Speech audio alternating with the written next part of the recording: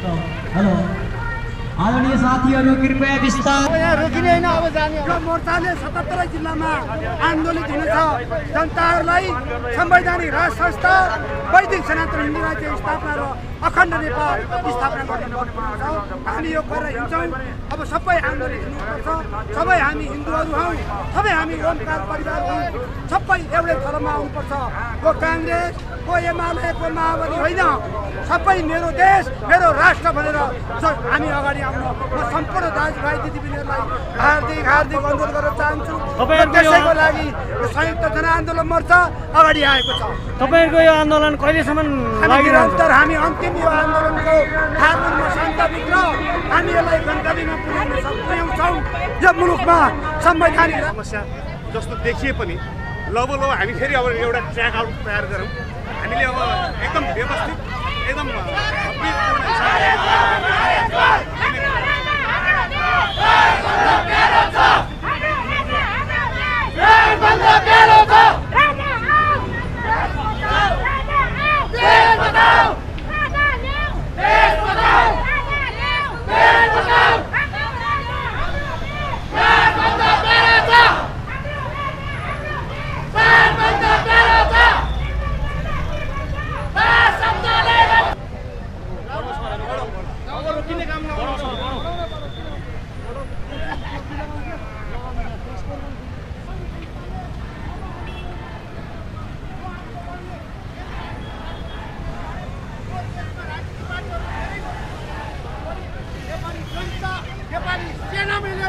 अब यो देश कब्जा गर्छ जसरी अफगानिस्तानको जनताले कब्जा गर्यो अमेरिकाको विरुद्ध त्यस्तै गरी नेपाली जनताले यो मुलुक कब्जा गर्छ अब नेपाली जनताले यो मुलुकको बागडोर सम्हाल्नको लागि नेपाली जनता अब अघि बढ्यो बढ्यो बढ्यो अब जनताको क्रान्तिले मात्रै यो देशमा शान्ति ल्याउँछ नेपालले पार्टीका झोले खोले नबोले यो मुलुक चलाउन सक्दैन हामी राजनीति दलहरूलाई खबरदारी हो अब हामी भन्छौँ अब कांग्रेसले निषेधको राजनीति छोडोस् एमाले निषेधको राजनीति छोडोस् माओवादीले निषेधको राजनीति छोडोस् यो देशमा संवैधानिक राज संस्था र बहुदलीय प्रजातन्त्रमा रहेको 2047 सालको संविधान गरेको विकल्प छैन अब यी भोका नाङ्गाहरूलाई नेपाली जनताले ठेगान लाउने छन् नेपाली कांग्रेसलाई आग्रह गर्दैछौँ आज यो नेपाली जनताको भिड यो दुनियाँलाई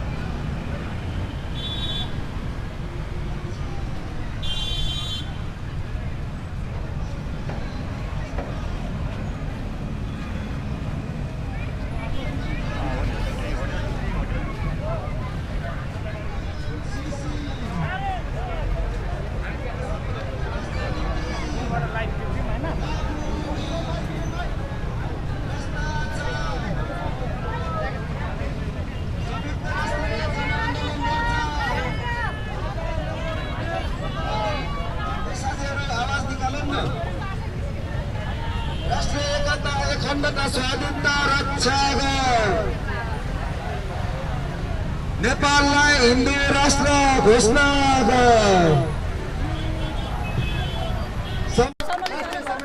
हरिबोल भट्टराईजीलाई पनि माल्यार्पणका लागि हार्दिक आग्रह गर्दछु यसैले सहसंयोजक विष्णु भट्टराई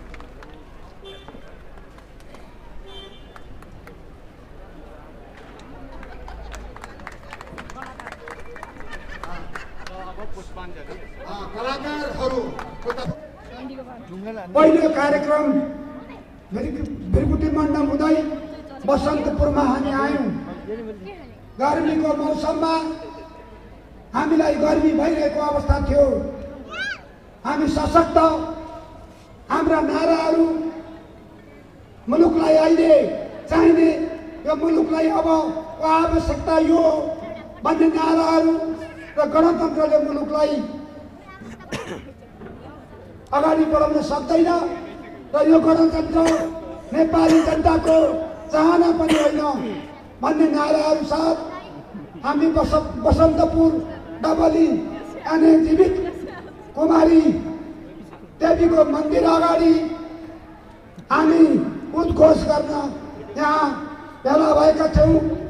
अघि राष्ट्रिय अध्यक्ष हरिबोल भट्टराईज्यूले भन्नुभयो यो पुष्पवृष्टि हो, पानी सिंचिङ परेको यो लक्षण हो। हामी 94% ओमकार परिवारहरू 62-63 को आन्दोलनका लागि आन्दोलनरत छ। 55-56 सालमा जङ्गल पसेर 17,000 नेपाली जनतालाई मार्नुपर्ने अवस्था किन रहेछ र सत्य निरूपण आयोगमा 60,000 मुद्दाहरू दर्ता भएका छन्। आज ती मुद्दाहरू जनताका हुन् कि होइनन्, कारबाही गरिनुपर्ने हो कि होइन? आज नेपाली बीच आज फाटो लाएर जात भाषाको आधारमा यो मुलुकलाई विभाजन गर्ने काम गरिएर यो मुलुकलाई विदेशीको हातमा विदेशी भूमिमा 12 बुँदे सम्झौता गरेर हस्ताक्षर गरेर नेपाल आएर वितन्न मचाउने कांग्रेस एमाले माओवादीहरूले 15 वर्षको अवधिमा मुलुकलाई फिजीकरणको बाटो लग्यो। नेपालीलाई फिजीकरण गराउने काममा लागेको छ। अहिले विदेशी दलालहरू 7 प्रदेशमा टुक्रा टुक्रा देश पार्ने काम गरिएको छ। त्यसलाई रोक्नका लागि संयुक्त जनआन्दोलन हाम्रो माझ आएको छ। हामी भन्छौँ यो देश स्वाभिमानी देश, अखण्ड देश, कसैको देशमा गुलाम नभएको देश, स्वतन्त्र देश भएको हुनाले यो स्वतन्त्र देश स्वाभिमानी देशलाई हामीले एउटै अखण्ड नेपाल बनाउनु परेको छ। त्यो हो 240 वर्षको राज संस्थालाई 12 बुँदे सम्झौतामा नभएको र राजा र दलहरू बसेर सम्झौता भएको हुनाले त्यो सम्झौता किन उल्लङ्घन गरियो? त्यो उल्लङ्घन गरेर राजाले मेरो सिरिपेज जिम्मा जनतालाई लाउनु भएको थियो। त्यो सिरिपेज सुरक्षित राख्न यो सरकार सक्दैन। यही कुमारी मन्दिरमा सरकार सवारी हुँदा 14 वर्षपछि आउँदा यो सरकार सुरक्षा दिन सक्दैन। जो व्यक्ति राजाको नारा लाएर आउने व्यक्तिहरूलाई पक्रेर लगेर यो सरकार थुन्छ भने यस्तो सरकार नेपाललाई किन चाहियो? नेपालीलाई किन चाहियो? हाम्रो 10,000को धर्म संस्कृति रीतिरिवाज हामी जात भाषाको आधारमा मिलेर बसेको नेपालीहरूलाई विखण्डन गर्नुपर्ने कारण के थिएन? आज नेपाल नेपाली, हामी नेपाली हौँ। मेरो नेपाल, म हिजो कहाँ थिएँ, आज कहाँ छु, भोलि कहाँ जाँदैछु भन्ने अवस्था आज गरिएको छ। यसलाई रोक्नका लागि हामीले भनेका छौँ अब गणतन्त्र होइन, 2047 सालको संविधान हामी नेपालीलाई चाहिएको छ। त्यो संविधान यिनै दलहरूले बनाएको होइन। कांग्रेस एमालेका माधव नेपाल, कांग्रेसका किशोरप्रसाद भट्टराई, साना प्रधान, नारायण विसुके यिनीहरू बसेर बनाएको 47 सालको संविधान सबैभन्दा उत्कृष्ट संविधान भनेको होइन। यो संविधान नेपाली जनताको उत्कृष्ट संविधान हो भनेर विदेशमा कुर्लिने यिनीहरू हुन्। 10 वर्ष नपुग्दै फेरि उहाँहरूलाई संविधान सभा चाहियो। केका लागि संविधान सभा रहेछ भन्ने कुरा अब नेपाली जनतालाई जगजाहेर भइसकेको अवस्था छ। आज संसदको अवस्था हेर्नुहोस् कस्तो अवस्थामा संसद छ। अध्यादेश ल्याउँदै नेपाली जनतालाई लाठी नुङ्ग्रो कस्न खोजिएको छ। यसैले आज राष्ट्रपति दलको राष्ट्रपति आज नेपाली जनतालाई चाहिएन। त्यसैले मेयरको रूपमा राजा चाहिन्छ, राज संस्था चाहिन्छ भनेका छौँ। हामीले राष्ट्रपतिका ठाउँमा राजा गणतन्त्र राजा धर्मनिरपेक्षमा हामीले भनेका छौँ सर्वधर्म समभाव पूर्ण धार्मिक स्वतन्त्रता सहितको सनातन वैदिक सनातन हिन्दू अधिराज्य हामीले भनेका छौँ। हामीले कसैको धर्मलाई अवहेलना गरेको छैनौँ। आज यो सरकारका कारणले पश्चिमा मुलुकको कारणले गर्दा आज यो मुलुकमा 26,000 चर्च बनेका छन्। यी चर्च किन बन्यो, किन बनाइयो भने पश्चिमा मुलुकको आर्थिक प्रलोभनको कारणले गर्दा। हामी अब पश्चिमा मुलुकलाई हामीलाई चाहिँदैन, हाम्रो पूर्वीय सभ्यतालाई हामीले अब लिनुपर्दछ। र पश्चिमा मुलुकले नेपाललाई विद्यानमा बचाएको छ, नेपाललाई रणभूमिको खाल्डोमा हाल्न खोजिएको छ। आदरणीय दाजुभाइ दिदीबहिनीहरू, हामी नेपाली हौँ, नेपाली हाम्रो बिचमा एकातिर भारत छ, अर्कातिर चीन छ। पृथ्वीनारायण शाहले भनेको कुरा हामीले याद गर्नुपर्छ। हामी दुई ढुङ्गा बिचको तरुल छौँ, यता नेपाल बिचमा, यता चीन, यता भारत हाम्रो सिमाना भएको भारत हामी नजिक छौँ, चीन हामी बोर्डर चीन मारुमा छौँ। हामी दुवै देशलाई दुई ढुङ्गाको बिचको तरुल बनेर अगाडि बढ्नुपर्ने अवस्था छ। आज हामी कुनै पनि नेपालीहरू स्वामी मान्छन्, कसैले गुलामी गरेर हामी कसैको गुलाम बन्न चाहँदैनौँ। तर अहिलेका नेताहरू गुलाम लम्पसारवादी भएको नाताले अब नेपाली यो सहन सक्दैन। नेपाललाई दुई ढुङ्गा बिचको तरुलको रूपमा हामीले राख्नु परेको छ। 4 जात 36 वर्णको यो फुलबारी हो। यो फुलबारीलाई सेचन गर्ने काम हामी सबैले गर्नुपर्ने अवस्था छ। यसैका लागि रोक्नलाई हामीले संयुक्त जनआन्दोलन मोर्चा हामीले गठन गर्न अगाडि बढेका छौँ। यसमा धेरै धार्मिक संस्थाहरू वा साना दलहरू हुनुहुन्छ। यी त सबै बिस्तारै थप्ने काममा हामी अगाडि बढ्नुपर्नेछ। म यहाँहरूलाई याद गरौँ, ज्ञानेन्द्र गिरीको साथीहरूलाई भारतमा कुम्भ मेलामा बोलाइयो। त्यसमा उहाँहरूले श्री 5 महाराज राज सरकार भनेर निम्ता गरियो। त्यही राजा जुन उसमा हुनुहुन्थ्यो त्यही स्थानमा राजालाई बोलाइयो। त्यसैले गर्दा नेपालमा राज संस्था रहेको छैन। अब त्यो सुरक्षित असुरक्षित भएकोले अब नेपाली जनताले त्यो श्री 5 महाराज राज सरकारलाई अब जनताले लगाइदिनु पर्ने अवस्था हाम्रो सामु आएको छ। बेलायतमा यस्तै अवस्था थियो अरे, त्यहाँ पनि कम्युनिस्टहरू थिए। राजा खेती किसान गरेर बसेको राजालाई त्यहाँ बेलायती जनताले फेरि बोकेर ल्याएर राजा बनाएको अवस्था छ। आज बेलायतको महारानीले क्यानाडाको राज्य गर्छन्, अस्ट्रेलियाको धेरै देशको राज्य गर्दछन्। तर ती देशहरू अहिले सुखी छन्, तर त्यहाँका नेताहरू दुखी छन्। हाम्रा देशका नेताहरू सुखी छन्, तर जनता अहिले दुःखमा परेका हामी दुखी छौँ। त्यसैले यो दुःखबाट अब हट्नका लागि हामीले यी नेता अब चाहिँदैन। यी नेताहरूबाट देशको भलो हुँदैन र यो मुलुकलाई मैले अघि भने फेतीकरणको बाटोमा उहाँले लाँदै हुनुहुन्छ। यसैले रोक्नका लागि पनि संयुक्त जनआन्दोलन मोर्चा हाम्रो सामु अगाडि आएको छ। आदरणीय दाजुभाइ दिदीबहिनीहरू, हाम्रो यो आन्दोलन सुरुवातको आन्दोलन हो। हाम्रो सामु सङ्गठन निर्माण हामीले गर्नु परेको छ। दुईवटा कुरा, सङ्गठन निर्माण, सडक आन्दोलन, दुईवटा कुरा हामीले लिनु परेको छ। अहिले हामीले यही दसैँ अगाडि सम्भवतः हामी कास्की पोखराका हाम्रो साथीहरू, हाम्रो प्रदेश प्रमुख ऋषि सापकोटा हुनुहुन्छ, उहाँ आज आउन सक्नु भएन। पहिलो कार्यक्रम प्रदेश कार्यक्रम कास्कीमा हाम्रो हुन्छ। दोस्रो कार्यक्रम हाम्रो प्रदेश प्रमुख चन्देश्वर यादव यहीँ हुनुहुन्छ। दोस्रो कार्यक्रम 2 नम्बर प्रदेश जनकपुरमा हुन्छ। दोस्रो कार्यक्रम हाम्रो 5 नम्बर प्रदेशमा र अर्को चौथो कार्यक्रम हाम्रो प्रदेश 7मा हुन्छ र 6 र 1मा हाम्रो कार्यक्रम त्यसपछि मङ्सिरमा हुन्छ। र यसपछि हामीले 16 सहरहरूमा विशाल आन्दोलन हामी गर्नेछौँ, सङ्गठन निर्माण गर्नेछौँ।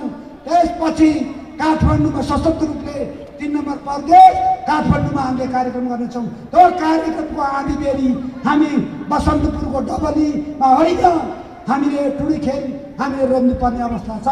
अहिले संयुक्त जनआन्दोलन मोर्चा यसरी तातेको छ। हामीले सङ्गठन निर्माणमा अगाडि जोड दिनुपर्ने अवस्था छ। आदरणीय दाजुभाइ दिदीबहिनीहरू, अब नेपाल नेपाली बीच हामी नेपाली हौँ, म नेपाली हुँ, मेरो नागरिकता नेपाली छ भन्ने नारा साथ हामी अगाडि बढ्नुपर्ने छ। म नेपाली हुँ, छातीमा हात राखेर हिजो हामी कहाँ थियौँ, आज हामी कहाँ जाँदैछौँ, भोलि हामी कहाँ जान्छौँ, यो बाटोलाई हामीले त्यो बाटो कहाँ जाने बाटो अब संयुक्त आन्दोलन मोर्चाले तय गर्नेछ। त्यही रणनीति अनुसार हामी अगाडि बढ्नेछौँ र यो मुलुकलाई संवैधानिक राज संस्था र वैदिक सनातन हिन्दू आज्ञा हामीले फर्काउनु परेको छ। अखण्ड नेपाल र नेपाल एउटै सिङ्गो नेपाल, जहाँ पृथ्वीनारायण शाहले 23 वर्ष लगाएर सिङ्गो नेपाल दिएका थिए। त्यति बेला 2224 राज्यहरू थिए, टुक्रा टुक्रा राज्यलाई पृथ्वीनारायण शाहले सिङ्गो नेपाल बनाएका थिए। आज किन हामी नेपालीलाई 7 प्रदेश चाहियो? आज बिहार 26 करोड छ, त्यहाँ संहिता चाहिएन। नेपाल 3 करोड नेपाली छौँ। हामी विश्वमा हेर्नुहोस्, विश्वमा 3 अरब हिन्दूहरू छन् र हिन्दूको आस्था केन्द्र नेपाल हो र आस्था केन्द्र नेपाललाई बनाउनुपर्छ भन्ने कुरा संयुक्त आन्दोलनको मोडल अगाडि हामी सारेका छौँ। यसैले जे जस्तो अवस्थालाई नेपाललाई सिङ्गो नेपाल बनाउने नेपाली जनताको काममा भएको हुनाले आदरणीय दाजुभाइ दिदीबहिनीहरूलाई यिनै कुरा राख्न चाहन्छु र मिडिया साथीहरूलाई पनि यो संयुक्त जनआन्दोलन सशक्त रूपले अगाडि बढ्छ भन्ने कुरा यहाँले राखिदिनु पर्दछ। हामी कसैका बिचमा हामी झगडा गर्दैनौँ, हामी सशस्त्र आन्दोलन हामी अगाडि बढ्छौँ, त्यसमा हिंसाको आन्दोलन हामी गर्दैनौँ। जसरी भारतमा महात्मा गान्धीले हिंसाको आन्दोलन रोज्नु भएन, उहाँले अहिंसा मार्फत छोड आन्दोलन बेलायतीहरूलाई भारतमा छोड आन्दोलन उहाँले जितेर विजय प्राप्त गर्नुभयो। त्यस्तै संयुक्त जनआन्दोलन मोर्चा पनि छोड आन्दोलन, यो आन्दोलनबाट हामी हिंसाले होइन अहिंसाले हाम्रा मुद्दाहरू स्थापित गर्दछौँ। आदरणीय दाजुभाइ दिदीबहिनीहरू, यसले गर्दा भोलिका दिनमा सिङ्गो नेपाल नेपालीले पाउनुपर्छ। भावी सन्ततिलाई हामीले जिम्मा लाउनुपर्छ। तपाईँको कुप्राहरूले बाउले जिम्मा लगाउनु भयो, हजुरबाउले जिम्मा लाउनु भयो, बाउले छोरालाई जिम्मा लाउनुपर्छ। सिङ्गो नेपाल हाम्रो धर्म संस्कृति रीतिरिवाज। हिजो अस्ति मात्रै हामीले यहाँ इन्द्र जात्रा नेवारहरूको बनायौँ। त्यसैले यसलाई बलियो बनाउनका लागि नेवारहरू अगाडि आउनुपर्छ। म काठमाडौँका नेवार, ललितपुर, भक्तपुरका आदरणीय नेवार जातिहरूलाई म आदरपूर्वक भन्न चाहन्छु, तपाईँहरूबाट यो आन्दोलन छेड्ने अवस्था तपाईँहरू उठ्नुपर्छ, जाग्नुपर्छ। हामी तपाईँलाई साथ दिन्छौँ। संयुक्त जनआन्दोलन मोर्चा साथ दिन्छ र यसमा विचार राख्ने, हाम्रा मुद्दामा विचार राख्ने जो छ, यिनै मुद्दामा नेपाली काङ्ग्रेस, माओवादी, एमाले, अरू सम्पूर्ण धार्मिक संस्थाहरू यसमा ऐक्यबद्धता भएर अगाडि बढ्न हार्दिक अनुरोध गर्न चाहन्छु। यी मुद्दा हाम्रो नेपाली बिचको यी मुद्दाहरू हुन्। यी मुद्दालाई पलायन हुन हामी कदापि दिन सक्दैनौँ र यो सरकारलाई क्रिस्चियन बढुवा दिएर प्रचार प्रसारमा डढेलो लागे जत्तिकै प्रचार प्रसारमा जान नदिनका लागि, रोक्नका लागि यो सरकारलाई आग्रह पनि गर्न चाहन्छु। आज पश्चिमा मुलुकको कारणले नेपाली फाटो ल्याएर आज प्रचार प्रसार क्रिस्चियनिटीलाई यो सरकारलाई रोक्न अनुरोध गर्न पनि चाहन्छु। हामीले कसैको धर्मलाई हामी अवहेलना गरेको होइन, हामी सबैको धर्मलाई सम्मान गर्छौँ। तर 94% ओमकार परिवार एक हुन पनि आग्रह गर्न चाहन्छु। हाम्रो देशको पहिचानलाई जोगाउन लागि म यहाँ सम्पूर्ण साथीभाइहरू र सरकारलाई पनि अनुरोध गर्न चाहन्छु। यो मुलुकमा संवैधानिक राज संस्था भएन भने अब मुलुक नरह सक्छ। हाम्रो धर्म संस्कृति रीतिरिवाज भएन भने हामी विखण्डन हुन्छौँ। हामी भोलि हिन्दूहरू कहाँ छौँ, अल्पमतमा पर्न पनि सक्छौँ। अहिलेको राष्ट्रिय जनगणना भइरहेको छ। सम्पूर्ण साथीहरूलाई, सम्पूर्ण आदरणीय दाजुभाइ दिदीबहिनीहरूलाई अब त्यस जनगणनामा हिन्दू देख्नलाई कसैले पनि नछोड्नु। त्यहाँ जो तपाईँका जनगणना आउँछन् त्यो व्यक्तिले लेख्दाखेरि पेन्सिलले लेख्यो भने त्यसलाई सही नगर्नु होला, त्यसलाई कलमले लेख्नु होला। पेन्सिलले लेख्नुभयो भने त्यसले मेटेर भोलि क्रिस्चियनिटी बनाउनु सक्दछ। त्यसैले कलमले, मसी भएको कलमले लेखेर हिन्दू देख्नु होला। हिन्दू मुनिहरू लेख्दा म बुद्ध धर्म मान्ने र हिन्दू धर्म मान्ने, त्यहाँ म हिन्दू के लेख्नु त्यस्तो लेख्नु पर्दछ। तपाईँहरूले भोलिका दिनमा यी जो आउँछन् घर घरमा गणकलाई सबक देखाएर आफू चनाखो भएर लेख्न पनि विनम्र अनुरोध गर्न चाहन्छु। अब हाम्रो कार्यक्रम भावी कार्यक्रम छिट्टै नै हामीले रोडम्याप गर्दछौँ र पहिले प्रदेश कार्यक्रम कास्कीका हुन्छ, कास्कीका साथीहरू यहाँ हुनुहुन्छ, ठाकुर बरालज्यू, एवराज आचार्यज्यू हुनुहुन्छ यहाँ र हाम्रो अभिमन्यु गुरु हुनुहुन्छ, भरत गिरीहरू हुनुहुन्छ। उहाँहरूले यो तपाईँको कार्यक्रम के कार्यक्रम कास्कीमा हामी 10,000 मान्छे निकालेर हामी सडकमा नेपाली जनतालाई आह्वान, पोखरावासीलाई आह्वान गर्छौँ। त्यही कास्कीबाट यो उद्घोष हुन्छ नेपाललाई वैदिक सनातन हिन्दू राष्ट्र र 240 वर्षको राष्ट्र संस्थालाई हामी हामी कास्कीबाट यसको सबक काठमाडौँवासीलाई हामी दलत दिन्छौँ भन्ने कुरा उहाँले मलाई भनिसक्नु भएको छ। उहाँहरूप्रति मेरो हार्दिक बधाई, उहाँहरूप्रति आदर सद्भाव उहाँ राख्न चाहन्छु। अब कास्की हामी छिट्टै नै जानुपर्ने अवस्था छ र हाम्रा कार्य समितिका साथीहरू सहित हामी कास्की पुग्नुपर्ने छ। कास्कीको पहिलो कार्यक्रमलाई हामीले नेपाली जनतालाई सबक सिकाउनुपर्छ। दोस्रो कार्यक्रम 2 नम्बर प्रदेश चन्द्रेश्वर यादवजी हुनुहुन्छ, उहाँले त्यस्तै 2 नम्बर प्रदेशका प्रदेश साथीहरूलाई, त्यहाँका 8 जिल्लाका साथीहरूलाई म 20,000 मान्छे जाने कि धाम जनकपुरमा निकाल्छु, उहाँहरूलाई तपाईँले आएर सम्बोधन गरिदिनुपर्छ भनेर उहाँले भनिसक्नुभयो। त्यस्तै 5 नम्बर प्रदेशका हाम्रो प्रदेश प्रमुख हुनुहुन्छ, त्यहाँ कैलाश गुरुङ हुनुहुन्छ, उहाँले कहिले आउने म कहिले कार्यक्रम राखौँ, म हजारौँ मान्छे रूपन्देहीमा निकाल्छु, छिटो गर्नु पर्यो भन्ने उहाँ आतुर हुनुहुन्छ। हामी सबै आतुर छौँ यो मुलुकलाई वैदिक सनातन हिन्दू राष्ट्र लेखाउनका लागि र हाम्रो संवैधानिक राज संस्था 2047 सालको संविधानमा यो सरकार फर्काउन बाध्य गराउन हामी आतुर छौँ, नेपाली जनता आतुर छन्। आदरणीय दाजुभाइ दिदीबहिनीहरू, अब मेरो देश मैले गर्ने मेरो कर्तव्य, म हिजो कहाँ थिएँ, अब मेरो पार्टी काङ्ग्रेस, मेरो पार्टी माओवादी, मेरो पार्टी एमाले भन्ने होइन। अब पार्टीको झन्डा छोड्नुहोस्, पार्टीको झन्डा लिएर अब नहिँडौँ। हामीले हिँड्दाखेरि ओमको झन्डा राष्ट्रिय झन्डाको गोल बद्ध भएर अगाडि बढ्न सम्पूर्ण साथीहरूलाई विनम्र अनुरोध गर्न चाहन्छु। यो मुलुक 13 देशमा राजा सहितको प्रजातन्त्र छ, ती देश सुखी छन्। त्यसैले हाम्रो देशमा एउटा वैदिक सनातन हिन्दू राष्ट्रमा पाखा लाउनु पर्ने कारण किन? हाम्रो 240 वर्षको राजालाई किन पाखा लाइएको छ? आखिर सम्झौता भएर पनि, दल र राजा बिच सम्झौता भएर पनि राजाले संसद बिउत्याइदिएको होइन र? संसद बिउत्याइदिएपछि रातको 12 बजे संसदबाट राजालाई पाखा लाइयो। यसैले गर्दा यसलाई रोक्न, यो भेडलाई रोक्नका लागि एन्टी करेन्टमा यो भेडमा हामी बिचमा उभिएका छौँ। यो भेडलाई हामीले फर्काउनु पर्ने हाम्रो आवश्यकता छ। बाटो कठिन बाटो छ, हामीले कठिन बाटो खोजेका छौँ, तर सजिलो पनि छ। किनभने तपाईँ हिन्दू, म हिन्दू, हामी सबै हिन्दू बुद्धि छौँ। एउटै ठाउँमा एउटै उसमा अगाडि आउन हार्दिक म अनुरोध गर्न चाहन्छु। एउटै ब्यानर आउँ, संयुक्त जनआन्दोलन मोर्चा यहाँहरूको सामु एउटै ब्यानर छ। अब टुक्रा भएर होइन, एउटै ब्यानरबाट हामी यो आन्दोलन छेड्नलाई सम्पूर्ण साथीहरूलाई म अनुरोध पनि गर्न चाहन्छु। अब आउने दिनहरूमा हामीले यो काठमाडौँ सहर थामी ओमको झन्डा र राष्ट्रिय झन्डाको गगनमय झन्डाको काठमाडौँ बनाउनु पर्ने हाम्रो सामु आएको हुनाले आदरणीय दाजुभाइ दिदीबहिनीहरूलाई म अब लामो कुरा राख्दिनँ। हाम्रो वैदिक सनातन हिन्दू अधिराज्य र 240 वर्षको राष्ट्र संस्थालाई यो नेपालमा ल्याउनका लागि, फर्काउनका लागि यो राष्ट्रिय जनआन्दोलन मोर्चा हाम्रो अगाडि आएको छ। यो यहाँले कसैले घर गाउँ बस्तीमा कफन बाँधेर हामी हिँड्नुपर्ने अवस्था छ।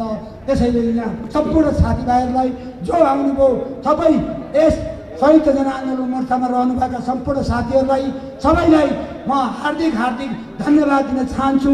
जसले काम गर्नुभयो, जुन ठाउँबाट काम गर्नुभयो, उहाँलाई हार्दिक धन्यवाद दिन चाहन्छु। र अन्य साथीहरूलाई, मिडियाकर्मीहरूलाई, सबै मोर्चाका साथीहरूलाई म धन्यवाद दिन चाहन्छु। र आज यो कार्यक्रममा सहयोग पुर्याउने सम्पूर्ण साथीहरूलाई म हार्दिक धन्यवाद दिन चाहन्छु।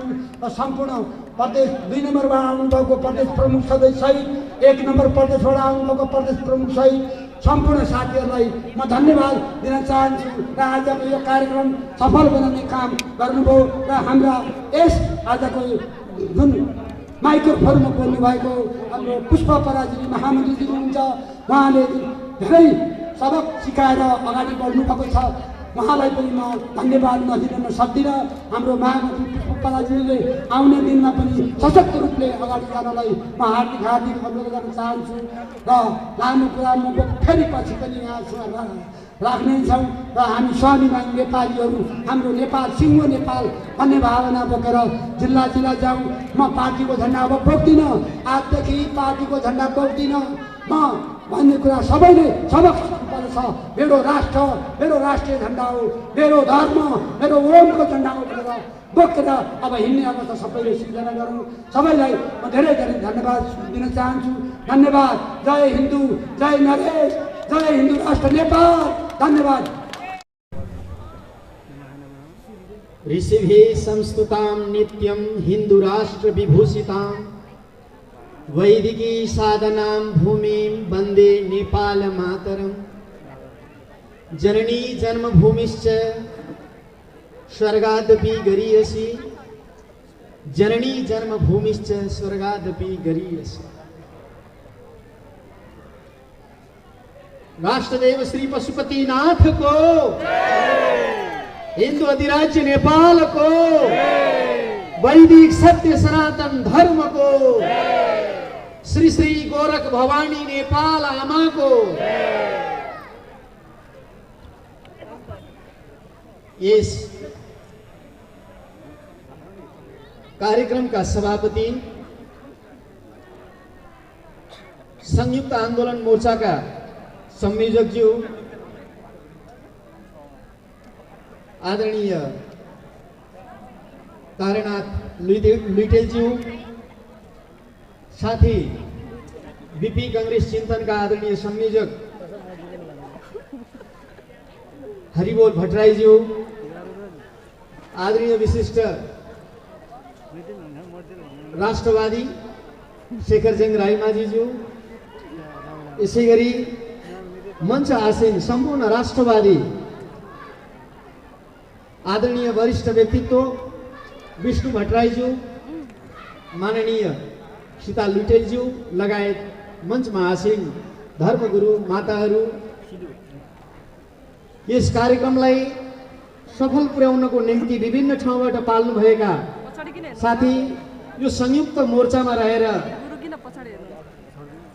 सङ्घर्ष गरिरहनु भएका, पोखरादेखिबाट पाल्नु भएका साथै विभिन्न ठाउँबाट पाल्नु भएका सम्पूर्ण महानुभावहरूमा म युवा सन्त श्रीनिवास अभिवादन टक्राउन चाहन्छु। जय हिन्दू राष्ट्र नेपाल, जय हिन्दू अधिराज्य। समादरणीय सज्जनवृन्द, म यहाँ धेरै समय लिइरहन चाहन्न, म यहाँ धेरै कुराहरू बोलिरहन चाहन्न। विगत धेरै वर्षदेखि हिन्दू अधिराज्य स्थापनाको लागि गरेका सङ्घर्षहरूको हामीले अनुभवलाई लिएर र हामी अब सबै राष्ट्रवादीहरू एकजुट हुने एउटा सूत्रधार तयार गरेर अब यो हिन्दू मोर्चा आन्दोलनको संयोजकजीलाई साथमा लिएर र हामी सम्पूर्ण धार्मिक टिमहरू एकजुट भएर अब हामी गाउँ गाउँमा, जिल्ला जिल्लामा, सडक सडकमा कार्यक्रमहरू, विभिन्न धार्मिक या विभिन्न किसिमका कार्यक्रमहरू तयार गरेर हामी चाँडै गाउँ पस्नको लागि, जिल्ला जिल्लामा पस्नको लागि, सडकहरूमा जानको लागि ढिला भइसक्यो। र मेरो अनुरोध छ, आदरणीय यस कार्यक्रमका संयोजकज्यू लगायत आदरणीय विशिष्ट यहाँ राष्ट्रवादी पात्रहरू मैले देखेका छु, हजुरहरूलाई मेरो एउटै अनुरोध छ, हामी समय र शक्ति र ऊर्जालाई खेर फाल्ने काम गर्नुभन्दा पनि अब गाउँ गाउँ पस्न ढिलो भएको छ, जन जनमा जागरण ल्याउन ढिलो भएको छ र जन जनमा जागरण ल्याएर हामीले हजारौं जनताहरू एक ठाउँमा उभिएर हाम्रो शक्ति मजबुत बनाउने बेला आएको छ। अब ढिला गर्ने बेला छैन। हामीमा धेरै बोलेको छ, हामीले धेरै दुःख प्रयास गरेका छौँ। हामीले यो राष्ट्र, यो अस्थिरताको राजनीति, यो व्यथितिको राजनीति, यो नेपालै रहला नरहला भन्ने परिस्थितिमा गुज्रिएका हामीहरूलाई भित्र धेरै बोलेको छ। हामीहरू धेरै अतालिएका छौँ, किनभने दिन बाई दिन हेर्दै जानुस् यो नेपालको परिवेश परिस्थिति यहाँ भ्रष्टाचार, यहाँ सोर्स बिना काम नहुने यो देशमा गरिब निमुखी जनताले अहिले बाँच्ने अवस्था छैन। जताततै कर, जताततै जनताले अहिले सेकिएको अवस्थाको बेलामा यति बेला पनि हामीले जनभावनालाई कदर गरेर सम्पूर्ण जनतामा जागरण गरेर यो व्यथितिको राजनीति र यो भ्रष्टाचार र यी जति पनि अधर्मीहरूले गरिरहेका कामहरूको विरोधमा हामी गुरुहरूले पनि आज बाध्यता भएर बोल्न परेको छ। त्यति मात्र होइन, यो संविधान न हाम्रो धर्म रहेको छ यसमा, न राष्ट्रको संस्कृति छ यसमा, न कुनै यसमा एउटा राष्ट्रको परिचय रहेको छ। आज यो आयातित विदेशी संविधानको विरुद्धमा त्यति मात्रै नभएर नेपालमा हिन्दू अधिराज्य स्थापना हुनुपर्छ। नेपालको राज संस्था सिद्ध्याउने खेलमा यहाँ विभिन्न नेपालभित्रकै शक्ति र तत्त्वहरू लागेर यो नेपालको राज संस्थालाई कमजोर बनाएर यो नेपालमा गणतन्त्र ल्याउने, संहिता ल्याउने, धर्मनिरपेक्षताको काम गराउने यो खेलमा हाम्रै केही नेपाल आमाका कुपुतहरू लागे। यसलाई सच्याउनु पर्छ। यदि भोलि राज संस्था हामीले स्थापना गर्न नसक्ने हो भने हामी नेपाली, पूर्व नेपाली भएर रहनुपर्ने परिस्थिति आउनेवाला छ। यो नेपालै रहला नरहला भन्ने अवस्था छ। यो पार्टीभन्दा माथि, दलीय स्वार्थभन्दा माथि कुनै पनि नेताहरू छैनन्। राजा भनेको राष्ट्र र जनताको लागि मात्रै उनी राजा हुन्छन्। उनी नेताहरू जस्तो गद्दार हुँदैनन्, उनलाई देशको माया हुन्छ। त्यति मात्र होइन, आज नेपाली जनताहरूमा यस्तो एउटा गलत प्रभाव दिएर एउटा राज संस्थालाई एउटा नराम्रो बदनाम गराइदिएर अनि तपाईँ हामी नेपालीहरूमा चाहिँ नि गएर एउटा जनजनमा गाउँ गाउँमा नराम्रो अफवाह फैलाएर राज संस्थाको एउटा चाहिँ नि गलत अफवाह फैलाएर चाहिँ नि यो राज संस्थाको विरोध गर्ने यस्ता केही कम्युनिस्ट भनौँदाहरू, यी देशद्रोहीहरू, भ्रष्टाचारीहरू गाउँ गाउँमा लागेका छन्। म अनुरोध गर्न चाहन्छु, यदि राज परिवारको कुनै गल्ती त्रुटि दोष छ भने छानबिन गरेर कारवाही गरेर, होइन भने नेपालको पवित्र राज संस्थालाई कुनै पनि गलत अफवाह नफैलाएर नेपालको राज संस्थाप्रति कुनै पनि यो गलत तर्कडा नगरेर हिँड्नु हुन पनि म अनुरोध गर्छु। तपाईहरूले यदि गलत छ, यदि राज संस्थामा कुनै खोट छ भने तपाईँहरू गल्ती देखाउनुहोस्, होइन भने राज संस्थालाई बदनाम गर्ने अधिकार तपाईँलाई छैन।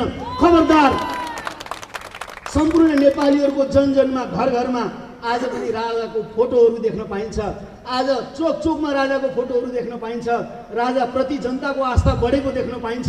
सज्जनवृन्द, हामीले यति बुझिसकेका छौँ, दरबार हत्याकाण्ड हुनु, मदन भण्डारी काण्ड हुनु, नेपालको राज संस्था सिद्ध्याएर गणतन्त्र स्थापित हुनु, यो सम्पूर्ण यो प्रोपोगन्डा, यो ग्रान्ड डिजाइन यो एउटा शक्तिले तयार गरेको छ। त्यो शक्तिलाई चिन्ने प्रयास गरौँ र त्यही शक्तिद्वारा यी नेताहरू परिचालित छन्। यो विषयहरू हामीले बुझ्न जरुरी छ। र नेपालमा हामीले यदि हिन्दू अधिराज्य स्थापना गरिन सकेनौँ भने, नेपालमा राज संस्था स्थापना हुन सकेन भने यो नेपाल भन्ने देश रहँदैन। त्यति हामीले विचार गर्नुपर्छ।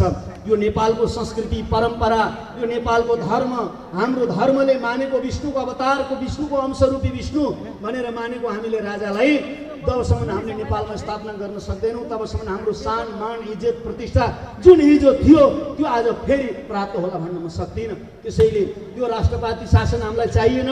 यो नेताहरूले गद्दार गरे, फेरि पनि हामीलाई राष्ट्रको अभिभावक राजा भएर नेपालमा सम्पूर्ण गएर नेपालीहरू फेरि सुखी र अनि हिन्दू अधिराज्य नेपालमा बाँचेको र रहेको हामी हेर्न चाहन्छौँ। नेपालमा अहिले यो अवस्था जुन छ, यो अवस्था हामी नेपालीले चाहेको अवस्थै होइन, हामीले ल्याएको अवस्थै होइन। र यो अवस्थाको अब विदाईको लागि हामी एकजुट हुनुपर्छ। कसैले कसैलाई पनि यहाँ तल उचनिच नदेखाउँ। आज हामीले भक्तपुरमा गर्न लागेको धार्मिक कार्यलाई पनि आजको कार्यक्रममा नजुदोस् भन्नको निम्ति त्यसलाई सारेर पनि यो कार्यक्रममा आज हामी आएर जुटेका छौँ। मेरो एउटै प्रश्न छ राष्ट्रवादीहरूलाई, तपाईँहरू साँच्चीकै राजा चाहेको, तपाईँहरूलाई साँच्चीकै हिन्दू अधिराज्य चाहेको भने तपाईँहरूमा बेमती फेरि के को छ? तपाईँहरू किन एकजुट हुन सक्नुहुन्न? तपाईँहरू किन एक ठाउँमा आउन सक्नुहुन्न? किन तपाईँहरूमा जुगाको लडाइँ छ? त्यो नहोस्। अब आउनुहोस्, हामी धर्मगुरुहरू पनि, हामीलाई केही चाहिएको छैन, हामीलाई कुनै राजनीति गर्नु छैन, हामीलाई सत्ता चाहिएको छैन, हामीलाई कुनै किसिमको लोभ छैन। हामीलाई यो नेपाल, शान्ति नेपाल, हिन्दू अधिराज्य नेपाल, गौरवमय इतिहास बोकेको नेपाल चाहिएको छ।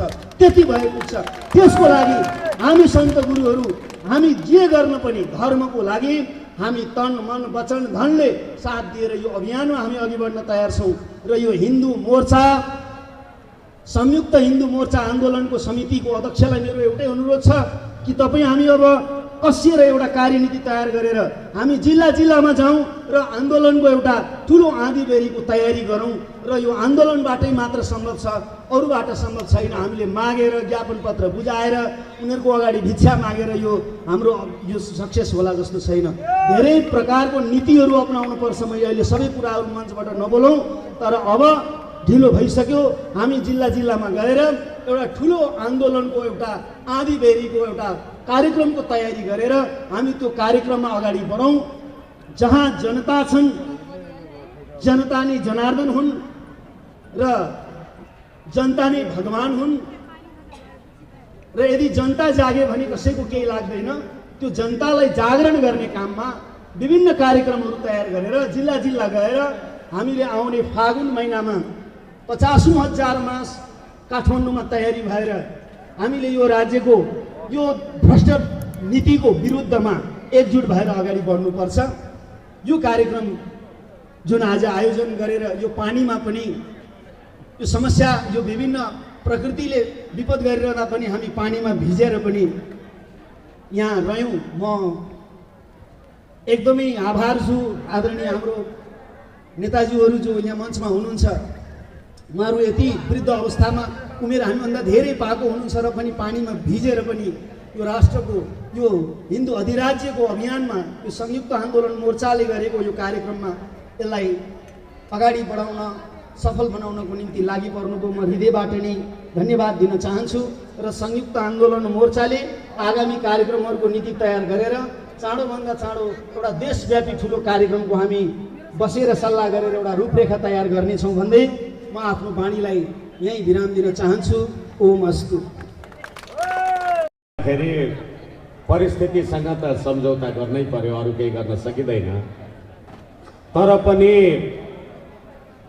संयुक्त राष्ट्रिय जनआन्दोलन मोर्चा यसको उद्देश्य, आवश्यकता र वाञ्छनीयता के हो भन्ने कुरा हामीले आम नेपाली जनतालाई निवेदन गर्नुपर्नेछ। आम नेपाली जनतालाई निवेदन गर्नुको साथसाथै सङ्घीय लोकतान्त्रिक गणतन्त्रात्मक धर्मनिरपेक्ष राज्यका वाहक हौँ भन्नेहरू, मेरो भाषा मैले कति तपाईँहरूलाई बुझाउन सक्छु मलाई थाहा छैन, वाहक हौँ र प्रणेता हौँ। अहिले नेपाली जनतालाई सोध्नुभयो भने सङ्घीयता भन्ने कुरा कति नेपाली जनतालाई थाहा छ र सङ्घीयताको सैद्धान्तिक अवधारणा भनेको कमिङ टुगेदर, लिभिङ टुगेदर होला। अब अमेरिका, भारत जस्ता देशहरूको कुरा गर्न थाल्यो, अहिले सङ्घीयताको बारेमा लामो कुरा गर्न थाल्यो भने समय पनि अनुकूल छैन।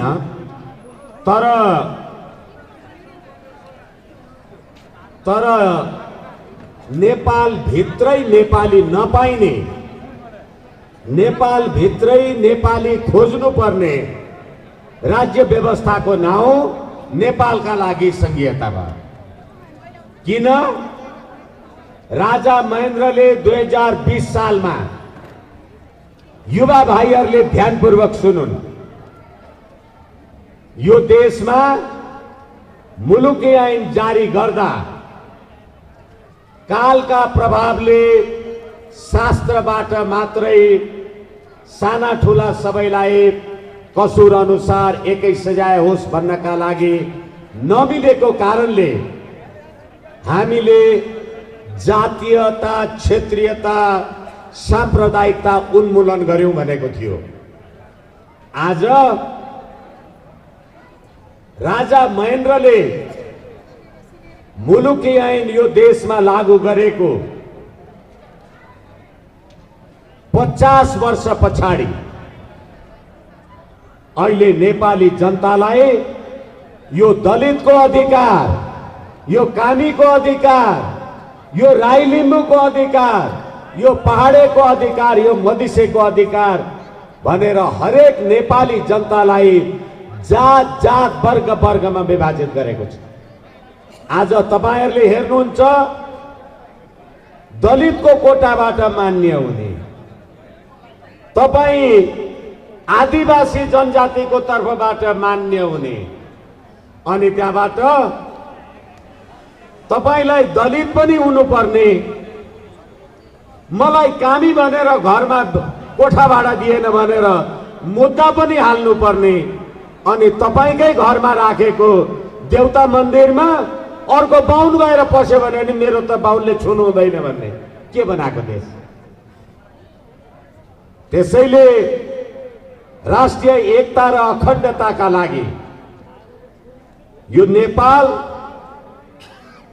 सम्पूर्ण नेपाली जनताको फुलबारी हो भन्ने पृथ्वीनारायण शाहको शालिगलाई लातले हानेर ढालेर यो देशको राष्ट्रिय झण्डा डलाउनेहरू आज राज्य सत्तामा विराजित छन्। मैले सधैँ भन्ने गरेको छु नेपाली जनताका नाममा, अहिले सिंहदरबारमा शासन गर्नेहरूलाई मत दिने त तपाईँ हामी नेपाली जनता नै हौ नि। हामीले मत नदिकन त उनीहरू पुगेन। यसकारणले गर्दाखेरि नेपाली जनताको राजकीय सत्ता र सम्प्रभु सत्तालाई वास्तवमा यो राज्य व्यवस्थाले सम्बोधन गर्न सकेन। आदरणीय दाजुभाइ तथा दिदीबहिनीहरू, कहिलेकाहीँ मलामी जान हिँडेको मान्छे जन्ती पनि भएर फर्किनु पर्ने अवस्था कहिलेकाहीँ देखिन थालेको छ। पृथ्वीनारायण शाहले भनेका थिए प्रजा मोटा भया दरबार बलियो रहन्छ, अनि राजा ज्ञानेन्द्रले भने नेपाली जनताको नासो नेपाली जनतालाई सुम्पिए। अनि हिजो पृथ्वीनारायण शाहले भन्थे प्रजा मोटा भया दरबार बलियो रहन्छ, आज तत्कालीन राजा ज्ञानेन्द्रले भने जनताको नासो जनतालाई राजमुकुट दिए भनेपछि सबै नेपाली जनता परित्राणाय साधूनाम विनाशाय च दुष्कृताम धर्म संस्थापनार्थाय सम्भवामि युगे युगे भनेर मैले यो तीनवटा कुरा किन जोड्न राखेको छु भने दुष्टहरूको नाश गरेर सज्जनहरूको रक्षा गर्ने क्रिया, जब जब सज्जनहरूले दुःख पाउँछन् र दुष्टहरूलाई नष्ट गर्नुपर्ने हुन्छ त्यतिखेर युग युगमा म पैदा हुन्छु भनेर भगवान श्रीकृष्णले भन्नुभएको थियो। यसैले पृथ्वीनारायण शाहले भन्नुभयो प्रजा मोटा भया दरबार बलियो रहन्छ। भन्नुको अर्थ जनता बलियो र सुखी भयो भने दरबार बलियो हुन्छ भनेको राज संस्था बलियो हुन्छ, देश बलियो हुन्छ। आज एमसीसी को फातेमा सुमार बलियो भयो भने, जय सिंह धामीलाई तुहिन चुडाएर मार्ने नरेन्द्र मोदी जी बलियो भयो भने, नेपालको राष्ट्रिय झण्डा डराएर यो देशका नेता बलियो भएका छन्, देश डुबिराखेको छ। यसकारणले गर्दा सम्भवामि युगे युगे भनेको यो प्रतिकूलतामा देशको रक्षाका लागि तपाईहरु जे उभिनु भएको छ, म तपाईहरु सबैलाई श्रीकृष्ण भगवान देखिराखेको छु। सम्भवामि युगे युगे, यो प्रतिकूलतामा दुष्टहरूलाई नाश गर्न र सज्जनहरूलाई रक्षा गर्न तपाईहरु तमाम जे उपस्थित हुनुहुन्छ तपाईहरु सबै भगवान हो। किनभने तपाईको देश अर्कोले आएर बचाइदिँदैन।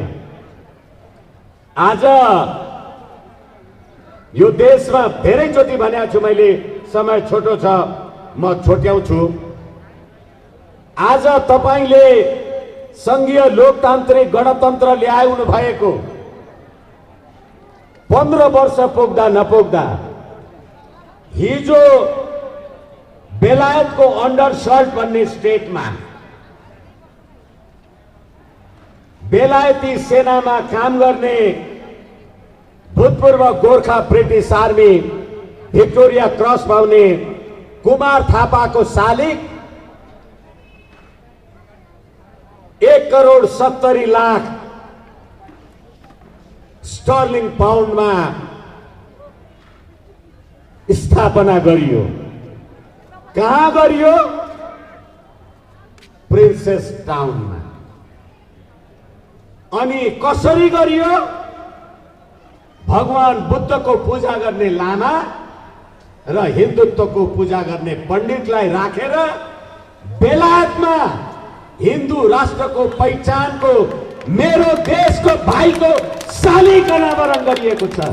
साला कुलङ्गा नेपालमा बसेकाहरू, मलाई दुःख लाग्छ। तपाई कांग्रेस, एमाले, माओवादी, गणतन्त्रवादीहरू कान खोलेर सुन्नुस्।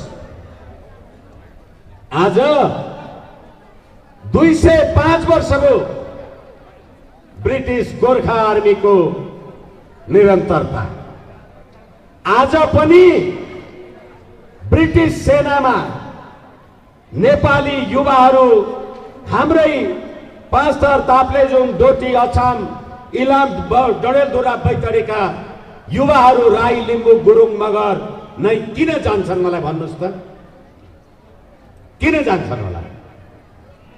किन लगिन्छ होला? 205 वर्षदेखि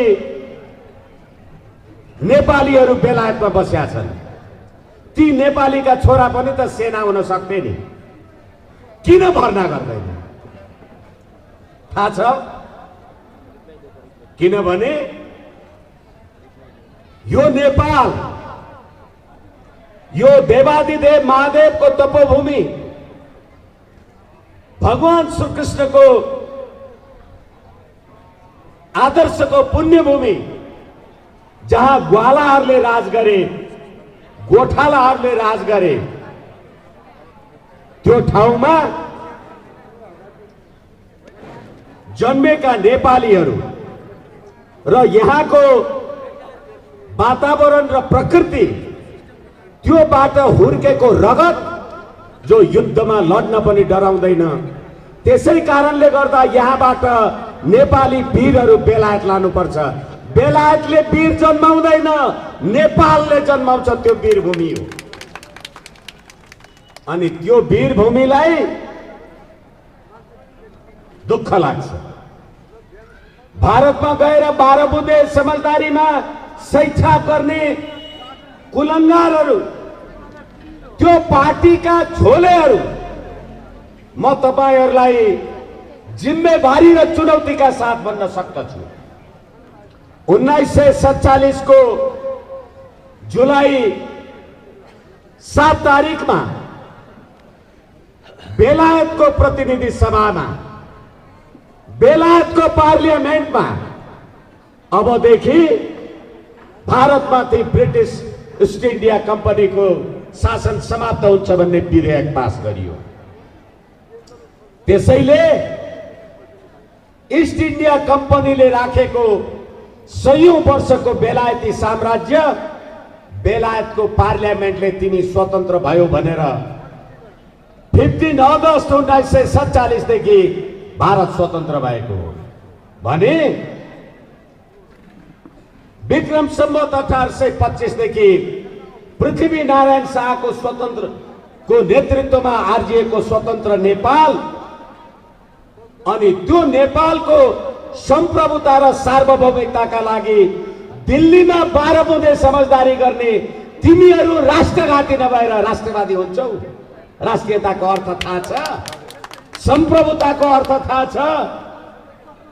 यस कारणले गर्दा म तपाईहरूलाई विनम्रताका साथ निवेदन गर्न सक्दछु, यो देश सयौं थुङ्गा फुलका एउटै माला हामी नेपाली सार्वभौम भई फैलिएका मेची महाकाली भनेर राष्ट्रिय गान त बनाउनु भयो, तर महाकाली पारीमा जयसिंह धामी तुइन खुस्केर मार्दाखेरि तपाईको राष्ट्रियता दुख्यो कि दुखेन? आदरणीय दाजुभाइ तथा दिदीबहिनीहरू, अहिले कसैले पनि मलाई भनिदिनुहोस्,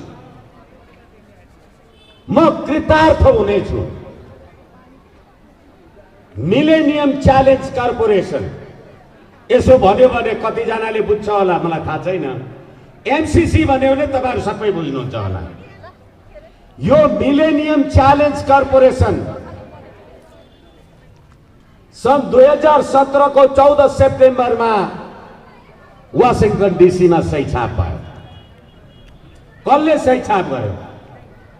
अहिलेको यही राज्य सत्ताका कुलङ्गार सर्वोच्च अदालतको परमादेशले बनाइदिएको सरकारका प्रतिनिधिहरूले सही छाप गरे। के भनेर सही छाप गरे थाहा छैन। अस्ति भर्खरै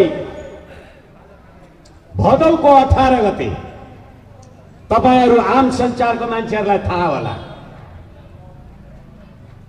यो सरकारले एउटा विज्ञप्ति निकालेर एमसीसी को विरुद्धमा समाचार सम्प्रेषण गर्ने, एमसीसी को विरुद्धमा राजनीतिक नागरिक अभियन्ताहरूले नबोल्ने भनेर सर्कुलर जारी गर्यो। कुलङ्गारहरू तपाईहरूले बनाएको संविधानको धारा 5 राष्ट्रिय हित भनेर नेपालको राष्ट्रिय एकता, अखण्डता, स्वाधीनता, सम्प्रभुता, नेपाली जनताको सद्भाव राष्ट्रिय एकताको विषय हुनेछ भनेर लेख्नु हो। तर 2017 को 14 सेप्टेम्बरमा गरेको मिलेनियम च्यालेन्ज कम्प्याक्ट कर्पोरेसनको बारेमा तपाईले अमेरिकालाई प्रश्न सोध्नु। याद गर्नुहोस्, तपाईको सरकारले, यो कुलङ्गार राष्ट्रघाती सरकारले एमसीसी को फातेमा सुमारलाई के प्रश्न लेख्यो थाहा छ? त्यो प्रश्न नम्बर 11। अमेरिकाको वर्तमान कानुन भविष्यमा बन्ने नीतिको उल्लङ्घन भयो भने एमसीसी को प्रयोग गर्न पाइँदैन भन्ने शर्तले नेपालको सम्प्रभुता अमेरिकाको नियन्त्रणमा परेको देखिन्छ भनेर तपाईले प्रश्न सोध्नु भएको छ, दफा 11। अनि मेरो देशको सम्प्रभुता अमेरिकाको खल्तीमा पुर्याउने राष्ट्रघाती कुलङ्गारहरूले ल्याएको गणतन्त्र यो देशको सम्प्रभुता बचाउने हो। तपाईहरू याद गर्नुहोस्, म जीवनको उत्तरार्धको मान्छे, मलाई नेपाल चाहियो भने अब कति चाहिएला? 5 वर्ष, 10 वर्ष, हद भयो 10 वर्ष। तर तपाईलाई कति चाहिएला? कम से कम 50 वर्ष, 40 वर्ष। यही हिसाबले नेपाली त हुन्छौ तिमीहरू, यो देशका युवाहरू। तिमीहरूको देशको राष्ट्रियता अमेरिकाको नियन्त्रणमा छ भनेर ज्ञानेन्द्र बहादुर कार्कीले चिठी लेखेको छ। अनि त्यो पास गर्नलाई फातेमा सुमार नेपाल आएको छ। नेपाली बाँकी छ, नेपाल बाँकी छ। चुनौतीका साथ भन्न सक्छु म, कहाँ गएर छलफल गर्ने तयार छु। होइन भनेदेखि बेलायत उपनिवेशबाट निस्किएको भारतमा 12 बुँदे समझदारी गर्ने कुलङ्गारहरूले 2062-63 को आन्दोलन पछाडि सार्वभौम भई फैलिएका हामी नेपाली भनेर छातीमा हात राख्ने तिमी आजभन्दा 250 वर्ष अगाडिदेखि सार्वभौम थियो। गणतन्त्रले तपाईको सार्वभौमिकता कहाँ पुर्यायो? हिसाब राख्नुहुन्छ? कहिलेकाहीँ मलाई क्षमा गर्नु होला, कहिलेकाहीँ मैले भन्ने गर्छु, अमेरिकनलाई बजिया भने थ्याङ्क यू भन्छ भने कुरा बुझ्नु पर्यो नि। मैले भनेको त तपाईहरुलाई याद छ, हिसाब त राख्नु भएको छ। यसै कारणले गर्दाखेरि हामीले संयुक्त राष्ट्रिय जनआन्दोलन मोर्चाले आज यो काम कारबाही किन गर्नु पर्यो? रातो र चन्द्र सूर्य जङ्गी निशान हाम्रो राष्ट्रिय गान हामीले गायौं होला। यो राष्ट्रिय झण्डामा चन्द्र र सूर्य कसले राख्यो? किन बोक्नु भएको छ यो झण्डा? के बोकेर हिँड्नु भएको छ थाहा छ कि छैन? गीतामा श्रीकृष्णले भन्नुभयो, शशि सूर्य नेत्रम, द्वितीय अध्यायको 16औं श्लोक सायद। किन भन्नुभयो? मेरो एउटा आँखा सूर्य हो, मेरो अर्को आँखा चन्द्रमा हो, अनि हामीले भन्यौं वसुधैव कुटुम्बकम। अहिले संसार मेरो घर हो भनेर हामी भन्छौं। भगवान श्रीकृष्ण भन्नुहुन्छ, गीता अध्ययन गर्नेहरूले भन्छन् एउटा आँखा चन्द्रमा र अर्को आँखा सूर्य हो भनेर। अनि अहिले अमेरिकामा त राति परेको होला, जुन लाग्या होला, नेपालमा घाम लागिराखेको छ नि, तर हाम्रो हिन्दू सभ्यता र दर्शनले हामी अमेरिका पनि देख्छौं, त्यहाँ चन्द्रमा लागिराखेका छन्। त्यो राष्ट्रिय झण्डा हो। बुझ्नुहुन्छ? हिसाब राख्नुहुन्छ? किन बन्यो यो? त्यसैले सूर्यको माथि नै, सूर्यको तल नै चन्द्रमा किन भयो? हामीले, मैले धेरै ठाउँमा भनेको छु, नभने पनि हुने हो, प्रसङ्गले भन्नुपर्ने हुन्छ।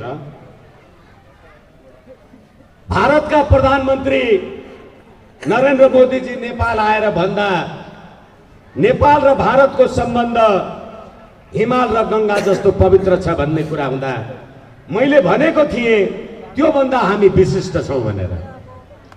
कसरी भनेर प्रश्न उठ्दा मैले भनेको थिएँ, हामी हिमाल भएर पग्लेनौं भने तपाई गङ्गा भएर बग्न पाउनुहुन्न। यसकारणले गर्दा जसरी गङ्गा पवित्र छ भनेर हामी नुहाउन जान्छौं, हिमाल बनेर पग्लिनु त हामी पर्या छैन। हामीले एक दिन महाभारतको युद्ध सिद्धिन लागेको रहेछ सरसैयामा भीष्म पितामह लड्नु भएको छ। अर्जुनहरू वरिपरि अर्जुन अथवा पाण्डवहरू छन्। अनि 18 वर्षको युद्ध आउने पिढीलाई कसरी भन्ने चिन्ता हो। अनि अर्जुनले सोधे भीष्म पितामहलाई, प्रभु यो कथा आउने पिढीलाई कसरी भन्ने? यो त 18 वर्षको कुरा, कसले 18 वर्ष लगाएर सुन्छ? यो 18 महिना पनि कसले सुन्छ? 18 घण्टा पनि कसले सुन्छ? कोसँग टाइन्छ? कसले सुन्छ? अनि भीष्म पितामहले त्यतिखेर भन्नुभयो, यो यति चिन्ताको विषय छैन अर्जुन, तिमीलाई 1 मिनेट पनि लाग्दैन महाभारत भन्नका लागि। आश्चर्यचकित भयो। कसरी भनेपछि उहाँले भन्नुभयो, कः काल कानि मित्राणि कः देश कौ बयागमौ कश्चाहम काचवे शक्ति इतिर्चिन्त्यम हो। कः काल समय के छ, कानि मित्राणि मेरा मित्रहरू कति छन्, कौ बयागमौ भाषा विचार गर्नुहोस्। त्यतिखेर पनि लोकतन्त्र प्रजातन्त्र, प्रजा मोटा भया दरबार बलियो रहन्छ, त्यतिखेर पनि भनियो कौ बयागमौ, हामीहरू कहाँ जाने? कश्चाहम, म को हुँ, काचमे शक्ति, मेरो शक्ति के छ, इतिरि चिन्त्यम मुहुर्मुहुर, यो कुरा हरेक पल पलमा चिन्तन गरेर हिँड्नुभयो भने त्यो महाभारतको युद्ध हो विजय। हामीले यति कुरा आफूलाई हिसाब गर्न सक्छौं कि सक्दैनौं? यो कुरा राख्न सक्छौं कि सक्दैनौं? त्यसैले गल्लीमा हिँड्यो भने 94% ओमकार परिवारका मान्छे, बिहान बेलुका मन्दिरमा घण्टा बजाउने मान्छे, कुमारीको दर्शन गर्ने, कुमारीको पूजा गर्ने, यहाँको मेरो कुनै एउटा नेपाली दाजुभाइ कुमारीको मन्दिरमा पूजा गर्छ, पुजारी हुन्छ र धर्मनिरपेक्ष पार्टीको नेतालाई भोट हाल्छ र त्यसलाई धर्म चाहिएको छ। देश कहाँ छ? हामी कहाँ छौँ? यसकारणले गर्दाखेरि हाम्रो सभ्यता, संस्कृति, मूल्य मान्यतालाई बचाइराख्नका लागि संवैधानिक राज संस्था अखण्ड हिन्दू राष्ट्र नेपाल को बारेमा हामी सजग हुन जरुरी छ। आदरणीय दाजुभाइ तथा दिदीबहिनीहरू, समय सिद्धिएको छ। मैले थाहा पाएको छु उद्घोषकज्यू निकट आउनु भएको छ भनेर, तर पनि यो कहिलेकाहीँ बोलौँ मुख लागे जस्तो, नबोलौँ चुप लागे जस्तो। अहिले तेरो भगवानले तँलाई के खान दियो भने मैले धेरैचोटि भनेको छु, अहिले पनि भन्छु, मनकामना केबुल कार, मनकामना देवता मन्दिर संसारका हिन्दूहरूको तीर्थस्थल। त्यहाँ के छ? एउटा प्रस्तर मूर्ति छ, एउटा घर छ, त्यति होइन। अनि अहिले त्यहाँ संसारका हिन्दूहरू आएको कारणले गर्दा केबुल कार समेत बनेको छ। हिजो गोर्खाका पाखाहरू 10,000 रुपियाँ रोपनी बिक्दैन थिए होला, अहिले मनकामना मन्दिर र केबुल कारको कारणले गर्दा 50 लाख रुपियाँ रोपनी त्यहाँको जग्गा बिक्छ। भगवानले तिमीलाई पाले कि पालेन? अनि भगवान पाल्न आउनका लागि खल्तीबाट 1000 रुपियाँको नोट बाउले दिए जस्तो हो। तर त्यही गोर्खाका नेपालीहरू बाबुराम भट्टराई जस्ता कुलङ्गारलाई भोट हालेर पार्लियामेन्टमा पठाउँछन्। वाह! अनि भगवानले रक्षा गरिदिनु पर्ने है तपाईँहरूलाई, लाज छैन? हामी त्यसै कारणले राष्ट्रिय संयुक्त राष्ट्रिय जनआन्दोलन मोर्चा राजा ज्ञानेन्द्रले भने नेपाली जनताको नासो जनतालाई छोडे, तर परमादेशले राखिदिएको 165 को परमादेशको सरकारले अहिले फातेमा सुमारलाई ढोक गर्ने भन्दा बाहेक नेपाली जनताको सुख शान्ति र समृद्धि र समुन्नतिको लागि एउटा कुनै काम गर्न सकेको छैन। एकातिर भने जनता सडकमा खान नपाएर भौतारिएका छन्, मुलुक लुट्ने क्रियाको निरन्तरता छ। 42 अर्ब स्विस ब्याङ्कको सम्पत्ति लडाकुको नाममा आएको जो सम्पत्ति जो प्रचण्ड र बाबुरामहरूले लुटेका छन्, उनले लुटेको सम्पत्तिलाई फिर्ता गरेर जनमुक्तिका लडाकुहरूलाई हामीले प्रचार गर्ने यो अभियानको अर्को कार्यक्रम बनेको छ। त्यति मात्र होइन, आज जो व्हाइट बडीदेखि लिएर ललिता निवास लगायत सम्पूर्ण भ्रष्टाचारका प्रकरणमा प्रधानमन्त्री भएर जुन गएको भ्रष्टाचार गरिएको छ। हामी तिनीहरूलाई चुनौती दिन चाहन्छौँ। तिमीहरूले अविलम्ब कार्तिक मसान्तभित्र आफूले लुटेको सम्पत्ति फिर्ता गर। यदि कार्तिक मसान्तसम्म तिमीहरूले फिर्ता गरेनौ भने मङ्सिरदेखि तिमीहरूका एक घरमा हामीले छापा मार्नेछौँ र तिमीहरूलाई यो मुलुकको सम्पत्ति राष्ट्रिय कोषमा फिर्ता गर्न बाध्य बनाउनेछौँ। यो आन्दोलन राजालाई फर्काउने मात्र होइन, यो मुलुकका लुटेराहरूलाई, यो मुलुकमा राजनीतिको नाममा लुटेका लुटेराहरूलाई यो मुलुकको सम्पत्ति फिर्ता गराउने र उनीहरूलाई दण्डित गर्ने। जसले मार्यो, जसले लुट्यो, लुट्नेले जित्यो भन्ने सिद्धान्तलाई असफल बनाउनका लागि यो राष्ट्रिय आन्दोलन हो। त्यसैले यो राष्ट्रिय आन्दोलनले गलत शक्तिलाई समाप्त गर्नेछ, असल शक्तिलाई पुनर्स्थापित गर्नेछ। आज हामी ऐतिहासिक नगरी बसन्तपुरमा उभिरहेका छौँ। समय यति बलवान हुँदो रहेछ, समय यति बलवान हुँदो रहेछ। 62-63 को आन्दोलनमा गिरिजाप्रसाद कोइरालाले भने यो देशमा संसद पुनर्स्थापना भएपछि नेपालमा 2052 सालदेखि सुरु भएको तमाम माओवादी समस्या समाधान हुन्छ भनेर राजालाई झुक्क्याएर संसद पुनर्स्थापना गराइयो।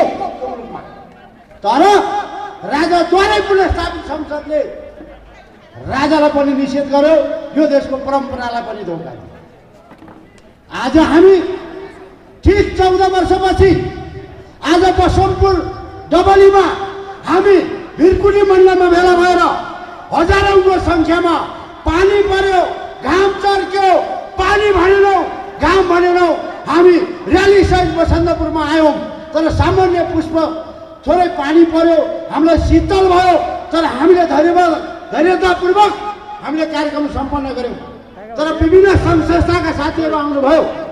तर म भन्छु यो मुलुकमा अब 2072 को संविधान जबसम्म खारेज हुँदैन, जबसम्म 47 को संविधान कार्यान्वयन हुँदैन, तबसम्म आन्दोलन रोकिनु हुँदैन। यदि कसैले 2072 को संविधान मार्फत निर्वाचन मार्फत राष्ट्र स्तर हिन्दू अधिराज्य कायम गर्छु भनेर दिवस सपना जनतालाई बाँडेको छ भने त्यो भ्रमबाट आज मुक्त हुन सम्पूर्ण नेपाली दाजुभाइ दिदीबहिनीलाई आग्रह गर्दछु। आगोले पोलेको घाउलाई घिउ दल्यो भने सही हुन्छ। आन्दोलनले फालेको नेपालको राष्ट्र संस्था, आन्दोलनले फालेको धर्मनिरपेक्ष धर्मलाई जसरी आन्दोलन भयो त्यसरी आन्दोलन मार्फत हामीले हिन्दू राष्ट्र र राष्ट्रता पुनर्स्थापना गर्न नेपाली जनता अब हामीसँग 4 महिनामा मात्रै समय छ साथीहरू। कसैले यहाँ भोटबाट चुनाव जितेर राजा र धर्म ल्याउँछु भनेर कसैले यहाँ भ्रम छरेको छ भने त्यो भ्रमबाट मुक्त हुन नेपाली दाजुभाइ दिदीबहिनीहरूलाई म आग्रह गर्छु। 2072 को संविधानले यो देशको राजनीति चिन्दैन, धर्म पनि चिन्दैन भने कसरी राष्ट्र पुनर्स्थापना हुन्छ यसको जवाब नेपाली जनताले खोज्नै पर्छ राजनीति पार्टीबाट। त्यो भएको कारणले हामी यहाँ काम नपाएर घाम चाख्नुलाई आएको होइन। हामी भन्छौँ अब जनआन्दोलनको विकल्प छैन। संयुक्त जनआन्दोलन मोर्चाले क्रमबद्ध रूपमा आन्दोलन गर्नुपर्छ। यो आन्दोलन भइरहनुपर्छ भन्ने मेरो स्वतन्त्र नागरिक समाजको उद्देश्य हो। मैले त्यही कारणले हामी नागरिक समाज हौँ, हामी कुनै पार्टीका झोले खोले नबोले होइन। आज यो मुलुकलाई जुन हिसाबले धर्मनिरपेक्ष गराएर आज देशलाई जुन किसिमको अर्धगतिमा पुर्याएको छ 2072 सालको संविधान भनेको मुलुक विघटन गर्ने दस्तावेज हो। यो संविधान खारेज नहुँदासम्म हामी कन्टिन्यू आन्दोलन गर्नलाई तयार हुनुपर्छ।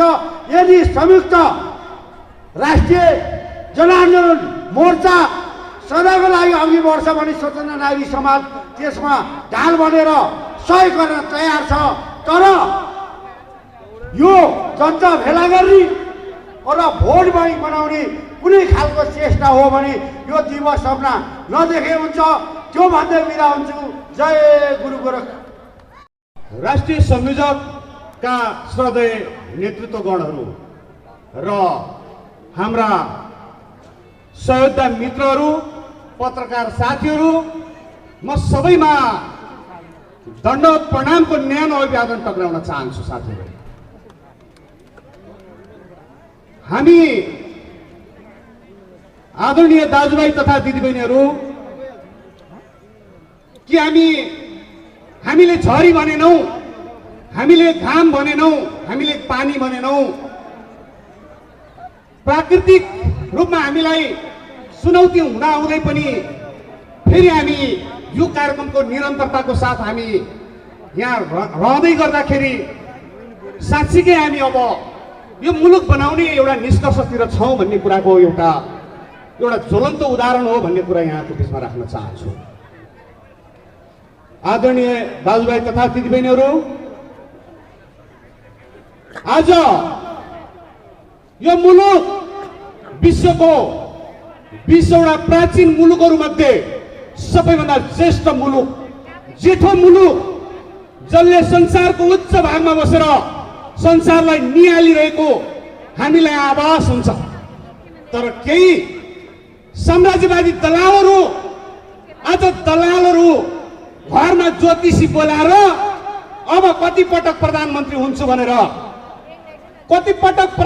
हुन्छु भनेर ज्योतिषी सम्मेलन गराइरहेको छ। हामी यसै मञ्चबाट खबरदारी गर्न चाहन्छौँ कि अब घरमा बोलाएर ज्योतिषीहरूसँग सम्मेलन होइन, अब ज्योतिषीहरूसँग सोध्नुहोस् यो मुलुकमा पटक पटक राष्ट्रघात गर्नेहरू तिम्रो टाउको काटिँदैछ, तिम्रो हात खुट्टाहरू झर्दैछ। नेपाली जनताले त्यो कुरा मनन गरिरहेको कुरा तपाईँहरूको बिचमा म राख्न चाहन्छु।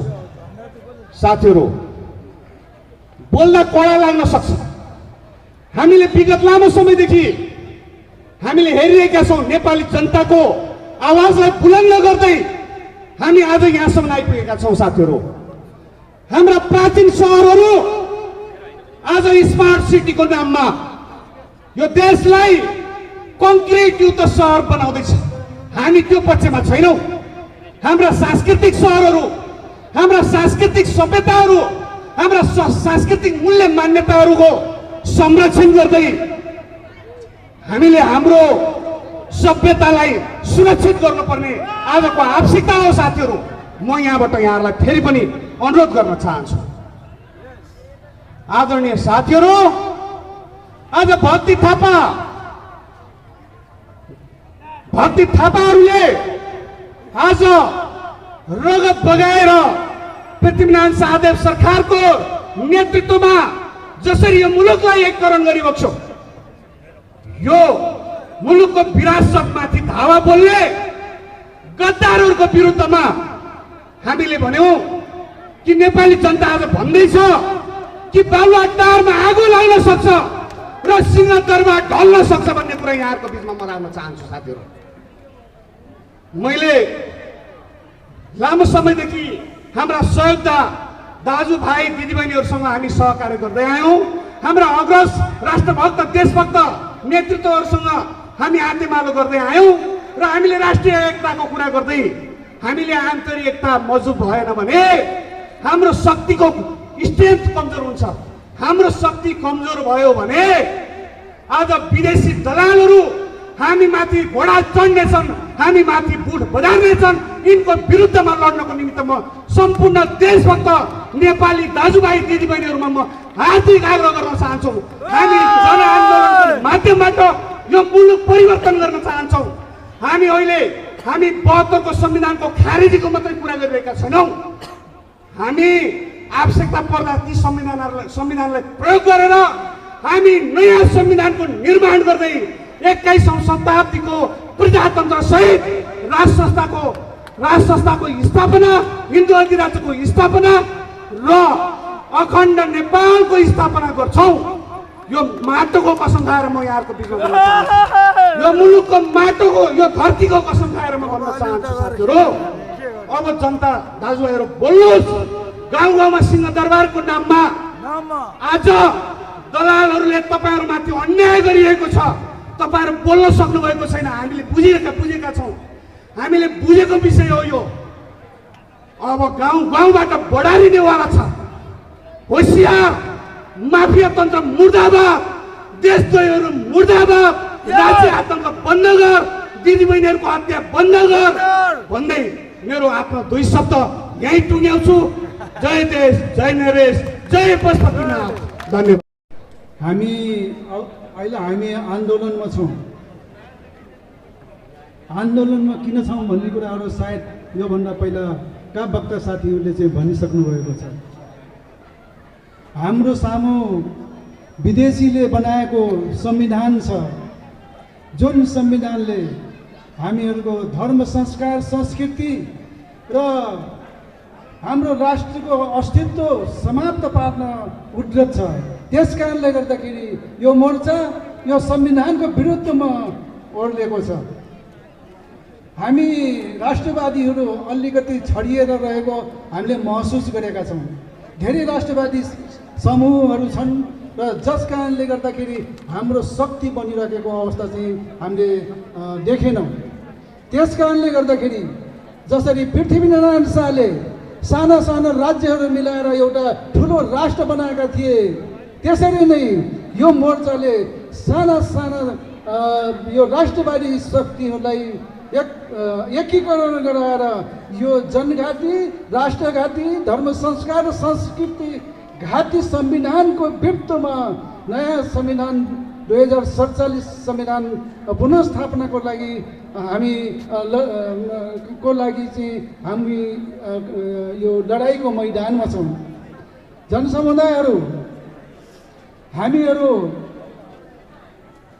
रगत दिन पनि तयार छौँ। यदि हाम्रो देशमा यो संविधानको खारिजीको दौडानमा 2047 सालको संविधान पुनर्स्थापनाको दौडानमा यदि देशले रगत माग्छ भने पनि हाम्रो मोर्चा त्यो रगत दिन पनि तयार छ। हामी त्यसरी चाहिँ लागि परेको अवस्था चाहिँ हाम्रोमा छ।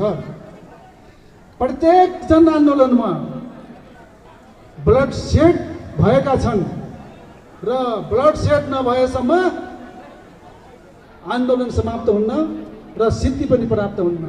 त्यस कारणले गर्दाखेरि पनि हामीले बुझेछौँ यो आन्दोलनले पनि रगत अवश्य माग्नेछ र त्यो रगत दिन मोर्चा सधैँ तयार छ। कुन बेला आवश्यकता पर्छ रगत दिन, हामी त्यो रगत दिन तयार छौँ, तर पछि हट्न तयार छैनौँ। त्यस कारणले गर्दाखेरि म सम्पूर्ण देशभक्त राष्ट्रवादीलाई हरूलाई चाहिँ आग्रह गर्छु, हामी कुनै किसिमले चाहिँ हामी झुक्दैनौँ र एकमुष्ट भएर सङ्गठित भएर जनघाती राष्ट्रघाती धर्म संस्कार संस्कृति घाती संविधानको विरुद्धमा एकजुट भएर अगाडि बढाउँ। यति भन्दै म बिदा हुन्छु, किनभने पानी पर्न थालेको छ। एउटा श्लोक छ, हतोवा प्राप्यसे स्वर्गः, हतोवा प्राप्यसे स्वर्गः जित्वा वा भोक्ष्यसे महिम् तस्मात् उत्तिष्ठ कौन्तेय युद्धाय कृतनिश्चय। हतोवा प्राप्यसे स्वर्ग, हामी यस्तो खालको युद्धको आन्दोलनको तयारी गरिराखेका छौँ कि हामी यदि मर्यौँ भने पनि हतोवा प्राप्यसे स्वर्ग, हामी स्वर्ग प्राप्त गर्छौँ, किनभने हामी राष्ट्रको लागि लडिरहेका हुन्छौँ, मरिरहेका हुन्छौँ। र त्यसै गरेर यदि हामीले जित्यौँ भनेदेखि हामी यो मुलुकलाई समृद्ध बनाउँछौँ। जसरी यो भ्रष्टाचार छ त्यो भ्रष्टाचारको हामीले अन्त्य गर्छौँ र यो मुलुकको भाग्य र भविष्य निर्माण गर्छौँ।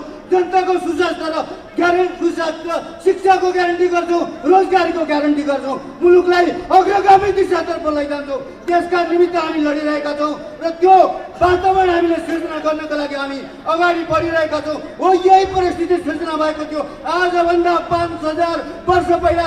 त्यही भएर भगवान् कृष्णले अर्जुनलाई भन्नुहुन्छ कि यो युद्ध भनेको धर्मको युद्ध हो, यो युद्ध भनेको न्यायको युद्ध हो। आज हाम्रो युद्ध भनेको पनि अधर्मको विरुद्ध धर्मको लागि गरिएको युद्ध हो, यो अन्यायका विरुद्ध न्यायको लागि गरिएको युद्ध हो, यो भ्रष्टाचारका विरुद्ध हामीले सुशासनका लागि समृद्धका लागि गरिएको यो युद्ध भएको हुनाले अब तमाम नेपाली दाजुभाइ दिदीबहिनीहरू जाग्न आवश्यक छ, उठ्न आवश्यक छ। किन भन्दाखेरि यदि जनता नजागेसम्म यो मुलुकमा परिवर्तन आउन सम्भव छैन। आदरणीय मान्यवरहरू, मित्रहरू, म धेरै लामो जान चाहन्न। यहाँ अरबका भ्रष्टाचारका चिट्टाहरू ती मान्छेहरूले गरे जसले यो मुलुकलाई सिङ्गापुर र स्विजरल्यान्ड बनाउँछु भन्ने हिजो नारा लगाएका थिए। हिजो सिङ्गापुर र स्विजरल्यान्ड भनेर नारा लगाउनेहरू आज यति कुपात्र भएर निस्किएका छन् जसले 36 अरबका 18 अरबका भ्रष्टाचारका काण्डहरू यो मुलुकमा हामीले सुन्न पायौँ। 9 अरबको काण्ड, 12 अरबको काण्ड, बुढी गण्डकी काण्ड, 4G काण्ड, यस्ता काण्डबाट अगाडि बढिराख्दाखेरि यो मुलुक समृद्धिको दिशातर्फ गइराखेको छैन। आज संविधान लागू भएको 6 वर्ष भइसक्यो, मुलुकमा प्रजातन्त्र आएको आज 30-32 वर्ष भइसक्दाखेरि आज हामी त्यही अवस्थामा छौँ। यो मुलुकका नागरिकहरूको पर क्यापिटा इन्कम जम्मा $1000 छ। यस्तो अवस्थामा हामीले यी हजारौँ हात्तीहरू पाल्न सक्दैनौँ। एउटा मन्त्रीले 4-4 करोडको गाडी चढ्ने नेपाली गरिब जनतालाई जानकारी बनाएर रगत र पसिना चुस्ने, यी रगत र पसिना चुस्ने रक्त पिपासीहरूका विरुद्धमा आएर हामीले लड्नु परेको छ। यो मुलुकको नागरिकहरूको वास्तविक समृद्धिको लागि हामीले लड्नु परेको छ। यो मुलुकको अखण्डताको निमित्त हामीले लड्नु परेको छ। यो मुलुकको भाग्य र भविष्य निर्माण गर्नका निमित्त यो मोर्चाबाट म आह्वान गर्न चाहन्छु ती करोड नेपाली दाजुभाइ दिदीबहिनीहरूलाई, अब धर्मका निमित्त, न्यायको निमित्त अब एकपटक जालौँ। हामी नजागेसम्म परिवर्तन सम्भव छैन। आज यो मुलुकमा गुन्डाराज भनेको यही हो। आज यो मुलुकमा गुन्डाराज छ। गुन्डाराजलाई तबाह गर्नको लागि, धर्मको लागि, न्यायको लागि, सत्यको लागि, कानुनी शासनको लागि नेपाली जनताहरूको अनुहारमा मुहारमा हाँसो ल्याउनको निमित्त, समृद्धि ल्याउनका निमित्त, सुस्वास्थ्यका लागि ग्यारेन्टी गर्नका निमित्त हामीले यो व्यवस्थालाई राख्नुपर्छ। यो व्यवस्था विदेशीका दलालहरू, विदेशीका टट्टुहरूले ल्याएको व्यवस्था भएका कारणले, विदेशीका टट्टुहरूबाट लागिएको संविधान भएका कारणले हामीले यो संविधानको विरुद्ध आवाज उठाएका हौँ। यो आन्दोलनलाई अगाडि बढाउनुको निमित्त नेपाली जनतालाई म फेरि आह्वान गर्न चाहन्छु। हामी एकाकार भएर उठ्न आवश्यक छ र मात्र यो परिवर्तन सम्भव हुन्छ। र त्यसको सम्वाहकका रूपमा हामीले नेपालभरि नै 2-4 महिनाभित्रमा आन्दोलनको खाका लिएर उपस्थित हुनेछौँ र मलाई विश्वास छ तपाईँहरू जनताहरूको साथ र सहयोग हामीलाई हुनेछ। यही आशा, यही भरोसा र यही विश्वासका साथ बिदा हुन चाहन्छु। धन्यवाद, नमस्कार। काठमाडौँवासीले ठुलो आफ्नो अभियान गरे, जुझेर लगाए, आफ्नो काममा सबै काठमाडौँवासी सबैलाई म शुभकामना दिन चाहन्छु। अर्को कुरा भन्दा आज मैले औपचारिक धन्यवाद गरेको थिएँ। आजको सभापति सभाका सभापति तपाईँ आज म धन्यवाद दिन चाहन्छु। जसको कारणले गर्दाखेरि मैले यहाँ 2-4 शब्द यहाँ राख्न पाएँ। तिमी कहाँ फेसबुकमा त 50 सालबाट म फेसबुकमा पोस्टिङ राखेको हुन्छु। हेरिदिएर विष्णुनाथ पाण्डे हो, मङ्गलीको प्राध्यापक हो। म एउटा संवैधानिक राजतन्त्र भन्ने मान्छे, म बिपी मार्गी हुँ। जसको कारणले गर्दा मानव अधिकार पाएको हुनाले मैले यहाँ बोल्न आएँ। नेपाली काङ्ग्रेसको बिपी कोरालाई म यहाँबाट साल्युट गर्न चाहन्छु। जसको कोराले के गर्ने परेदियो प्रजापति किन बिपीले भने कि राजाको घाँटी मात्र तल मेरो बारे किन भने उनले इन्डियाबाट घेर आएपछि निकै मार खाए उनले पनि। अनि यहाँ नबी बिपीलाई पनि जति जति उमेरको उति मान्छे बुद्धि सुद्धि भन्दै जान्छ। जीवन बिपी कोराको कारणले गर्दाखेरि आज हामी जम्मा भएर 2-4 शब्द बोल्न पायौँ। उहाँलाई नेपाली काङ्ग्रेसबाट पनि अभिवादन गर्न चाहन्छु। अर्को कुरा म के भनेर जब जब नेपालमा आवश्यकता जब सङ्कट पर्छ त्यहाँ राजाले ठुलो भूमिका खेलेको हुन्छ। म पुरानो कुरा दोहोऱ्याउन चाहन्छु। यदि दरबार काण्डको घटनापछि राजा ज्ञानले सत्ता नल्याए नेपाल रहन्थ्यो होला, तपाईँ हामी नेपालीमा किन यो कुरा बाहिर आउँदैन? प्रचण्डले नेपाल अड्थ्यो, गिरिजाले अड्थ्यो, माधव कुमारले अडाएर। यदि राजा ज्ञानेन्द्रले समयमै सत्ता नदिए आज हामीले गुनासो कहाँएर गर्ने? आज हाम्रो नागरिकता के बुझ्थ्यो होला? हामीले खै कुरा यो कुरालाई पनि खाने बनाएर राख्छ। नेपाल भनेको सुरुदेखि नै स्वतन्त्र राष्ट्र हो। यो बङ्गलादेश होइन, यो पाकिस्तान होइन, यो कुनै टुक्रिएको देश होइन। यो सुरुदेखि नै राजतन्त्रले बनाएको देश हो। हेर्नुहोस् आज राजतन्त्र कमजोर भइदियो। यिनै गणतन्त्रवालाले जनमत गराउँथे, उनीहरूको चाहिँ खुसी गर्छौँ। हामी गणतन्त्रमा आयौँ, हामीले जनताले बन्दियो भने आज तागत दबाब हुनाले अझ राजतन्त्र पार्टी टाउको ठुकेकै छ। जति राजा टुक्राएर बसेपछि यदि यिनीहरूलाई भित्रभित्र गाह्रो भएको छ। पानी बाटो पनि छैन। अब गणतन्त्र पार्टी कहाँ जाने हो? जाने बाटै छैन। यिनीहरूले गएको अवस्थाले 2027 सालको संविधानलाई फेरि उनीहरूले पुनर्स्थापना गर्नलाई लाग्नै पर्छ। ओलीजी लाग्नु भएको छ। ओलीजी तपाईँ धेरै धेरै धन्यवाद छ। सुदनमा वामपन्थी सीमाबाट आए तापनि यहाँले सत्यतालाई स्वीकार्नुभयो। नेपालमा संविधान जुन बाटो हो त्यो किसिमका पक्षाइको बाटो छ। तपाईँ आउनु तपाईँको चुनावमा तपाईँको चुनावमा मलाई विजय हुनुहुन्छ भने पुरा विश्वास छ। किनभने जसले धर्मदार भट्टराई पाण्डे बाहुन लोहनी जग्गा उनीहरूले तपाईँलाई अवश्य भोट दिन्छन्। अरू तपाईँको भोट हो ब्याङ्क बिग्रेको छैन। कहाँ माधव कुमार नेपाल, कहाँ प्रचण्ड, कहाँ खड्ग पनि मलाई वामपन्थीसँग मतलब छैन। त्यो अझै राष्ट्रवाद छ। उसलाई मान्छु म भोट गरेर आयो नि भोट र नेपालीको अब नेपालीका भएन नि। नेपालीको चिन्तनै छैन। खै नेपाली काङ्ग्रेस ठन्डामा नेपाली काङ्ग्रेस हुन्छ, अफिसमा झन् नेपाली काङ्ग्रेस हुन्छ। केमा आउँछ नेपाली चिन्तन? खै चिन्तन? जब बिपीको चिन्तन गयो, त्यो गणेश मान्जीको चिन्तन गयो, त्यो भट्टराईजीको चिन्तन कहाँ गएको त खोज्नुपर्छ। जसले खोज्यो अहिले महासमिति के गर्ने? महासमिति जितेर अब भन्नुहुन्छ सबै कुरा सेखर ल्याऊ के ल्याऊ के बताउने? काङ्ग्रेसले के बताउने? यसकारणले म के भन्छु भने अन्त्यमा म यहाँको समयले विकास गर्नुपर्ने 2027 सालको संविधान पुनर्स्थापना गरेर नेपाल यो विरोध सभाका सभापतिज्यू, व्यासमा बस्नुभएका मान्यवरज्यूहरू, पत्रकार बन्धुहरू, उपस्थित सम्पूर्ण दिदीबहिनी दाजुभाइहरू, सर्वप्रथम म यहाँहरूलाई राष्ट्रवादी अभिवादन अर्पण गर्दछु। साथीहरू, हाम्रो यो मुलुक इतिहास हेर्नुहोस्, यो शस्त्र र शास्त्रको नेतृत्व गरेको मुलुक हो। यो मुलुकले कुनै बेला यो धरतीको संस्कृति र सभ्यताको नेतृत्व गर्दथ्यो र नेपाल कहिले पराधीन भएन। हाम्रा पुर्खाहरूले इतिहासका हरेक पल पलमा सङ्घर्ष गरेर यो मुलुकलाई हमेसा स्वाधीन, स्वतन्त्र र सार्वभौम बनाएर ल्याएको यो मुलुक हो। तर इतिहासको यो पछिल्लो कालखण्डमा हाम्रा देशका केही तथाकथित नेता र पार्टीहरूले जनताको मनोभावनामा, जनताको संवेदनामा खेलवाड गरेर तपाईहरूलाई साम्यवाद, समाजवाद, एकवाद हो का नारा दिएर पर्लोभरमा पारेर सत्तामा पुगे। यो सत्तामा गएको 30 वर्षको तपाईले तथ्याङ्क हेर्नु होला। 2-4 हजार नेता अरबपति भए, तर जनता कंगाल भयो, मुलुक खोक्रो भयो। र आज यो धरतीको सबभन्दा दरिद्र दरियौं हामी।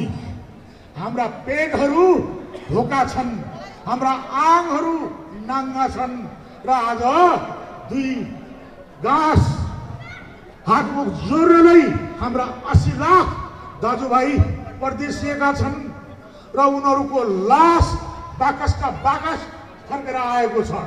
तपाईले देखिरहनु भएको छ। हाम्रा दिदीबहिनीहरू आफ्नो जीवनयापन गर्नलाई आफ्नो अस्मिता बेच्न बाध्य भएर विदेशीका डान्स बारहरूमा तपाईको बेचिएका छन्। आज जनयुद्धको नाममा, तथाकथित जनयुद्धको नाममा हजारौं घाइतेहरू छन्। कैयौं दिदीबहिनीहरू विधवा छन्, कैयौं बालबालिकाहरू टुरा छन्। तर यो मुलुकमा नेता बन्यो, जनता कहिले पनि बनेन। त्यसकारण आज हामी यहाँ किन छौं? हामी यसकारण छौं कि अब नेता होइन, अब जनता बन्ने शासन चाहिएको छ। त्यो शासन भनेको इमानदारिताको शासन हुन्छ, त्यो शासन भनेको नैतिकताको शासन हुन्छ, त्यो शासन भनेको सदाचारीको शासन हुन्छ। र अब यो मुलुकका भ्रष्टहरू, यो मुलुकका अनैतिकहरू जसले जनता ठगे, देश लुटे, देश कंगाल बनाए, यिनलाई जसरी हिजो रोमानियामा, जसरी हिजो विश्वका अनेक कुरा देशहरूमा त्यहाँका जनताले चोकमा ल्याएर छुरी हानी मारेका थिए, त्यसै गरी यी भ्रष्टहरूलाई यदि हामीले ल्याएर सिद्ध्याएनौँ भने यो मुलुक नरहने अवस्था छ। त्यसकारण हामी वीर पुर्खाका सन्तान हौँ। यो देश खुकुरी चलाएर, घरेलु हतियार उठाएर हाम्रा पुर्खाले लडेर रगत बनाएको देश हो। त्यसकारण हामी आफूलाई नबिर्सौँ। हामी ती वीर पुर्खाका सन्तान हौँ र जन्मदै सेना हौँ। त्यसकारण हाम्रो देशलाई चाहिएको बेलामा हाम्रा युवाहरू, हाम्रो दिदीबहिनीहरू सडकमा निस्केर घर घरबाट हतियार उठाएर पनि हामीले यस नालायक, यस भ्रष्ट, बेइमान अपराधीहरूलाई ख्याल लगाउनु पर्ने आजको आवश्यकता छ। त्यही कुरो जगाउनको लागि, दाजुभाइलाई जगाउनको लागि, दिदीबहिनीलाई जगाउनको लागि आज हामी यहाँ आएका छौँ। र हाम्रो अनुरोध छ, देश रहेन भने हाम्रो पहिचान भेटिन्छ, हामी रहँदैनौँ। त्यसकारण देश जोड्नको लागि हरेक देशप्रेमी, राष्ट्रवादी, देशभक्तहरूको पहिलो कर्तव्य हो। यही कर्तव्य, यही जागरणको लागि हामी अनुरोध गर्दै म यही शब्द यही टुङ्ग्याउँछु। धन्यवाद।